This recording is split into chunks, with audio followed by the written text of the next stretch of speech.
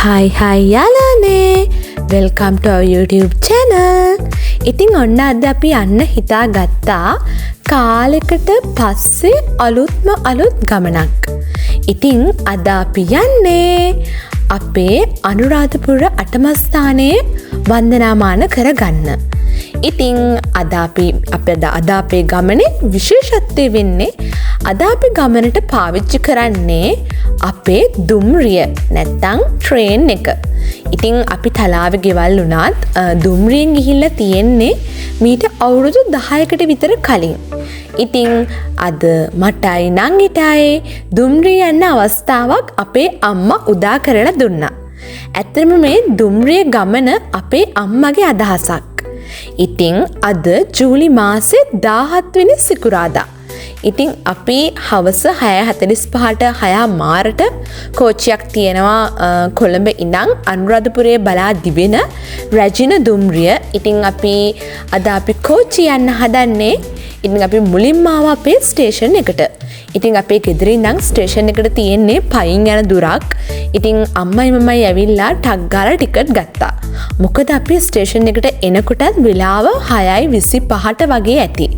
මේ බලන්නකෝ හරිම ලස්සන වයිබ් එකක් තමයි තලාව දුම්රිය ස්ථානයේ දක්නට ලැබෙන්නේ.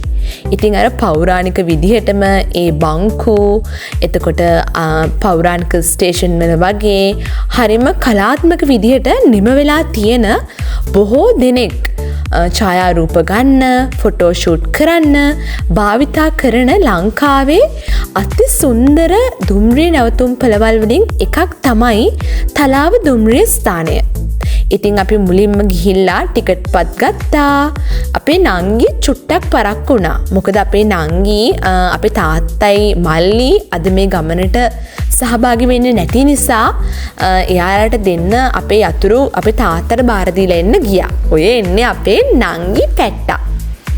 අපේ හුරතලේ තමයි මේ. ඉතින් එයා හෙමින් එනවා ලැස්සි ගමනින්. ඉතින් අපි 6:00ට කෝච්චි තියනවා කිව්වත් විනාඩි 10ක් විතර කෝච්චිය සුළු ප්‍රමාදයක් වුණ හින්දා අපි ෆොටෝස් වීඩියෝස් ගන්න අමතක කළේ නෑ. ඉතින් හරිම ලස්සනට මාරගස් යට පිහිටලා තියෙන මේ දුම්රිය ස්ථානය ඔයාලගේ ජීවිතේ එකපාරක් හරි ඇවිල්ලා බලන්නම ඕන විඳින්න ඕන දුම්රිය ස්ථානයක්. ඉතින් වියලි කලාපයේ තියෙන සුන්දරත්වය, ඒ මහා වෘක්ෂ ලතාවල සෙවන පහස, එතකොට රජරට වැව් සුළඟ කියන හැම දෙයක්ම ඔයාලට අත්විඳින්න පුළුවන් අති මනරම් දුම්රිය ස්ථානයක් තමයි අපේ ගමේ මේ දුම්රිය ස්ථානය. ඉතින් අද අපි මෙතන හිටපු මේ ස්ටේෂන් අංකල්ගෙන් ඇහුවා කෝච්චිය ගැන. ඉතින් අපි ගත්තේ 3 වෙනි පන්තියේ ටිකට් හින්දා චුට්ටක් පිටිපස්සට වෙන්න තමයි අපේ දුම්රිය මැදිරි පිහිටලා තියෙනවා කියලා ඒ අංකල් අපිට කිව්වේ. ඔන්න බලන්නකෝ. අඟුරු කකා කොළඹ දුවන යකඩ යකා මෙන්න එනෝ.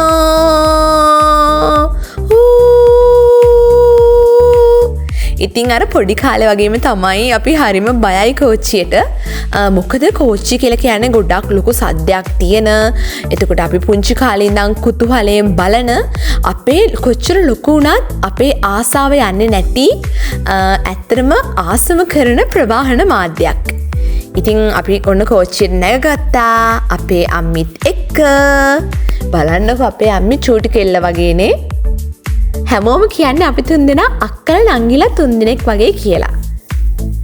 ඉතින් ඔන්න අපි සීට් අල්ලගත්තා. හැමෝටම කවුළු ළඟ සීට් තිබ්බා.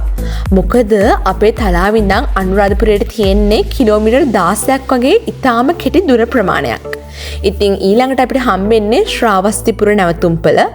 ඉතින් ඒ නිසා මේ අවස්ථාවේදී කෝච්චියේ සෙනඟ ගොඩාරියක් අඩුයි. ඉතින් ඒ නිසා අපි ඔන්න දොරෙත් පොඩ්ඩක් ගියා. ඉතින් දොරේ යනවනම් ඔයගොල්ලෝ ගොඩක් ප්‍රවේශමෙන් යන්න ඕනේ. කකුල් අතපය හැම දොරෙන් එළියට දික් කරන්න, විසි කරන්න එපා. මොකද අපි හිතපු නැති අනපේක්ෂිත මොහොතවල් වල කළු පාලං, දුම්රිය පාලං, එතකොට දුම්රියේ තියෙන බාධක, මාර්ග බාධක වගේ වල අපේ අතපය ගැටිලා අපිට හානි සිද්ධ වෙන්න පුළුවන්. ඉතින් ඔන්න දැන් අපි අනුරාධපුරයට එද්දි නම් ටිකක් රෑබෝ වෙලා. ඉතින් ගම්දනව් මැද්දෙන් කැලෑ කඳු වැටි මැද්දෙන් ඔන්න අපි ආවා ශ්‍රාවස්තිපුර නැවතුම් පළට. ඉතින් අපේ නංගි චුට්ටක් බැස්සා. ඉතින් ගොඩක් අය ශ්‍රාවස්ති පුරනුත් බැහැගත්තා. මේ බලන්න අපිට චුටි පොඩ්ඩෙක් හම්බුණා. එයත් අපිත් එක්ක චුට්ටක් යාළු වුණා. ඉතින් ඇත්තටම හරිම සුන්දරයි. අපි මීට කලින් දුම්රිය ගිහිල්ලා තිබුණේ අවුරුදු 10කටත් විතර කලින්. ඉතින් අපේ මේ කාර්ය බහුල ජීවන රටාව අපේ තියෙන වැඩ කටයුතුත් එක්ක මේ වගේ සුන්දර අවස්ථා අතපසු වුණත් කාලයක් ලැබුණු සැනින් ඒ අවස්ථා යලිත් මතු කරගන්න අපි උත්සුක වෙන්න ඕනේ. අර කතාවක් තියෙනවනේ තමන්ගේ සතුට හොයාගන්න ඕනේ තමන්මයි කියලා.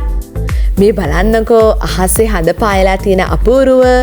ඔන්න දැන් අපි ආවා අපේ අනුරාධපුරය නැවතුම්පලට. ඉතින් අද අපි මේ රජින කෝච්චිය අනුරාධපුර නැවතුම්පලෙන් නවත්තනවා. ඉතින් ඔන්න අපි බැහැගත්තා ලංකාවේ තියෙන ලොකුම ස්ටේෂන් වලින් එකක් තමයි මේ අනුරාධපුර දුම්රිය නැවතුම්පල. ඉතින් අපි එතන ඉඳන් අපි ප්‍රවාහන මාධ්‍ය උනේ අපේ මේ වටිනා කකුල් දෙක. ඉතින් අපි එතන ඉඳන් සිංහකණුව පහු කරගෙන මුලින්ම යන්න හදන්නේ අපේ ජයශ්‍රී මහ බෝධීන් වහන්සේ වන්දනාමාන කරගන්න.